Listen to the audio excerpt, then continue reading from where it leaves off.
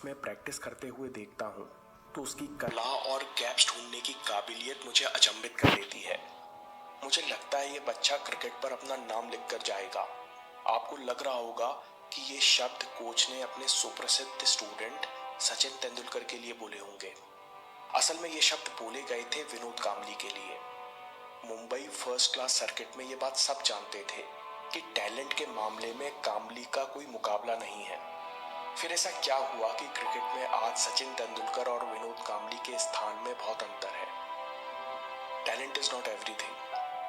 हर्षा भोगले कहते हैं एक्सीलेंस केवल टैलेंट से नहीं आता, बल्कि एक्सीलेंस के बड़े हिस्से का तो टैलेंट से कोई लेना देना ही नहीं है। जब आप एक लेवल पर पहुंचते हो तब टैलेंट और एबिलिटी बहुत काम की चीज नहीं रह जाती, क्योंकि आपके आसपास सब उतने ही काबिल होते हैं।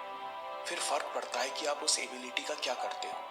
हर्षा भोगले कहते हैं कि मुझे एटीट्यूड शब्द बहुत पसंद है, क्योंकि टैलेंट से ईगो पैदा होता है जो एक लिमिट के बाद इंसान को सीखने नहीं देता। हर्षा बताते हैं कि एक समय ऑस्ट्रेलियन टीम के साइकोलॉजिस्ट सैंडी गॉर्डन ने कहा था कि मैंने स्पोर्ट्स और एकेडमिक्स और एंटरटेनमेंट में एक्सट्रीमली टैलेंटेड यंग लोगों को देखा है।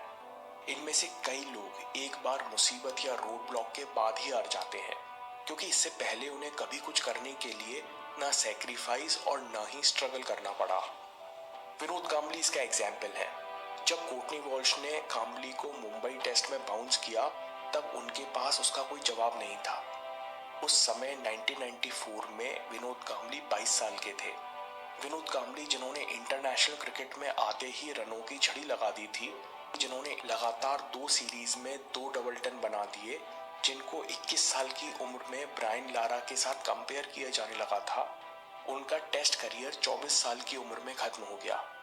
मैं हर्षा भोगले जी से पूरी तरह सहमत नहीं हूँ कि केवल बाउंसर के कारण विनोद कांबली का करियर खत्म हो गया, लेकिन वो एक बात की तरफ इशारा कर रहे हैं। ब्रिटिश आर्मी की स्पेशल यूनिट है SAS, जिसमें जब जासूसों की कोर टीम बनाई जाती है तब उन लोगों को नहीं लिया जाता जिन्होंने कभी फेलियर फेस ना किया हो, क्योंकि अगर आप फील्ड में फेल हो जाते हो और पकड़े जाते हो तो आपको पता ही नहीं होता कि मुश्किल से निकलना कैसे है।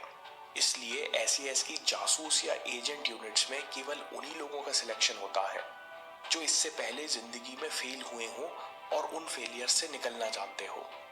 और यही हर्षा भोगले का एटीट्यूड से मतलब है कि क्या आप मुसीबत या रोड ब्लॉक से निकलना और क्या उनका फायदा उठाना जानते हो।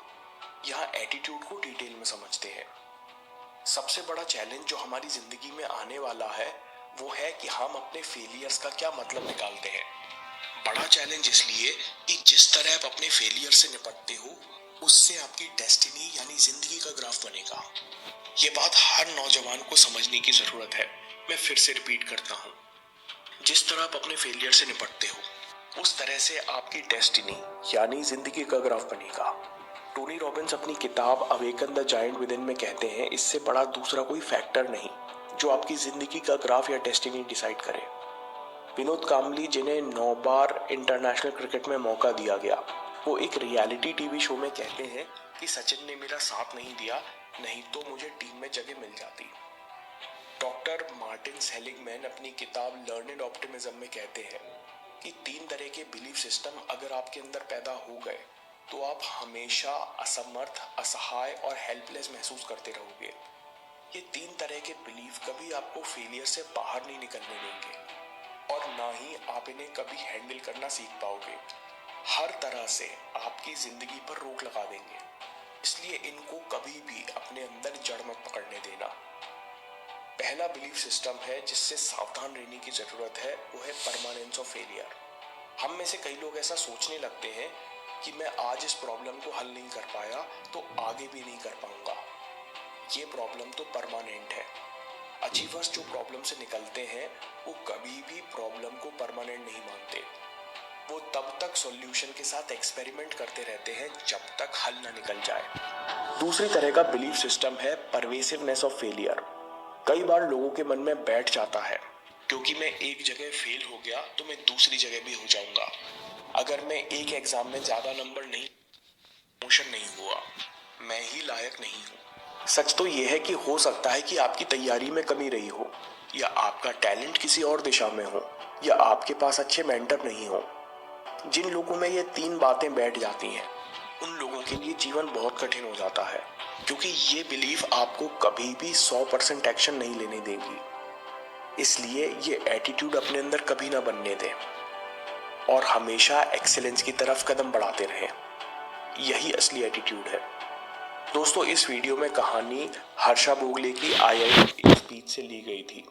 मैं आने वाली वीडियोस में अच्छे बिलीफ सिस्टम कैसे बनाए और बुरे कैसे तोड़े जाते हैं और सबकॉन्शियस माइंड वगैरह डिस्कस करता रहूँगा। अगर ये वीडियो आपको पसंद आया तो how to change quality of your life की समझदारी भरी प्रैक्टिकल कहानी ज़रूर देखिए। और हाँ, चैनल ज़रूर ज़रूर ज़रूर सब्सक्राइब कीजिए। मैं काम के किस्से लाता रहूँगा।